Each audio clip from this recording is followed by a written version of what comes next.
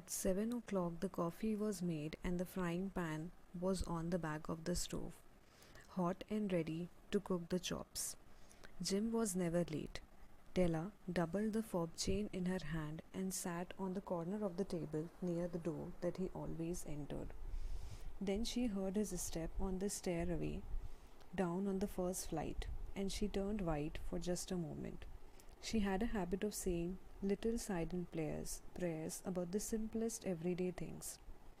And now she whispered, "Please God, make him think I am still pretty." The door opened and Jim stepped in and closed it. He looked thin and very serious. Poor fellow, he was only 22 and to be burdened with a family. He needed a new overcoat and he was without gloves. Jim stepped inside the door, as immovable as a setter at the Saint of Quail. His eyes were fixed upon Della, and there was an expression in them that she could not read, and it terrified her. It was not anger, nor surprise, nor disapproval, nor horror, nor any of the sentiments that she had been prepared for. He simply stared at her fixedly with that peculiar expression on his face. Della wriggled off the table and went for him. "Jim, darling," she cried, "don't look at me at that way. Don't look at me that way. I had my hair cut off and sold it because I couldn't have lived through Christmas without giving you a present. It will grow out again. You won't mind, will you? I just had to do it. My hair grows awfully fast. Say Merry Christmas, Jim, and let's be happy. You don't know what a beautiful, nice gift I've got for you." You have cut off your hair?" asked Jim, laboriously, as if he had not arrived at that patent fact yet, even after the hardest mental labor. "Cut it off and sold it," said Della. "Don't you like me just as well anyhow? I am me without my hair, ain't I?" Jim looked about the room curiously. "You say your hair is gone," he said with an air almost of idiocy. "You needn't look for it," said Della. "It's sold, I tell you, sold and gone too. It's Christmas Eve, boy. Be good to me, for it went for you. Maybe the hairs of my head were numbered," she went on with a sudden serious sweetness. "But nobody could ever count my love for you. Shall I put the chops on, Jim?"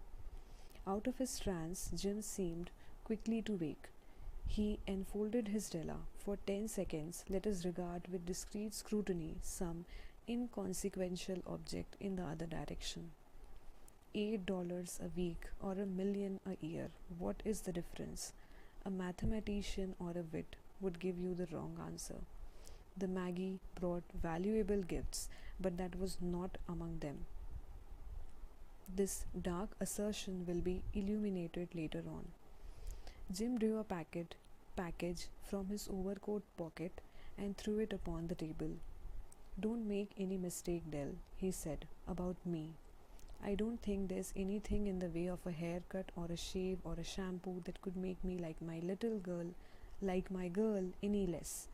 But if you'll unwrap that package, you may see why you had me going a while at first." White fingers and nimble tore at the string and paper, and then an ecstatic scream of joy, and then, alas, a quick feminine change to hysterical tears and wails, necessitating the immediate employment of all the comforting powers of the lord of the flat.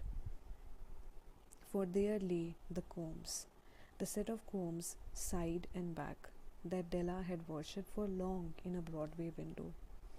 Beautiful combs, pure tortoise shell, with jeweled rims, just the shade to wear in the beautiful vanished hair. They were expensive combs, she knew, and her heart had simply craved and earned over them without the least hope of possession. And now they were hers, but the tresses that should have adorned the coveted adornments were gone. But she hugged them to her bosom, and at length she was able to look up with dim eyes and a smile and say, "My hair grows so fast, Jim." And then Della leaped up like a little singed cat and cried, "Oh, oh." Jim had not yet seen his beautiful present. She held it out to him eagerly upon her open palm. The dull precious metal seemed to flash with a reflection of her bright and ardent spirit. Ain't it a dandy, Jim? I hunted all over to find it, all over town to find it. You will have to look at the time 100 times a day now. Give me your watch. I want to see how it looks on it. Instead of obeying, Jim tumbled down on the couch and put his hands under the back of his head and smiled. Dell, said he, let's put our Christmas presents away and keep them a while. They're too nice to use just as at present. I sold the watch to get the money to buy your combs. And now suppose you put the chops on. The Magi, as you know, were wise men, wonderfully wise men, who brought gifts to the babe in the manger.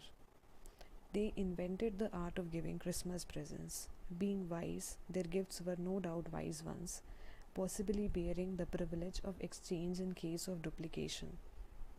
And here I have lamely related to you the uneventful chronicle of two foolish children in a flat, who most unwisely sacrificed for each other the greatest treasures of their house. But in a last word to the wise of these days, let it be said that of all who give gifts, these were the wisest. Of all who give and receive gifts, such as they are wisest, everywhere they are wisest, they are the Magi.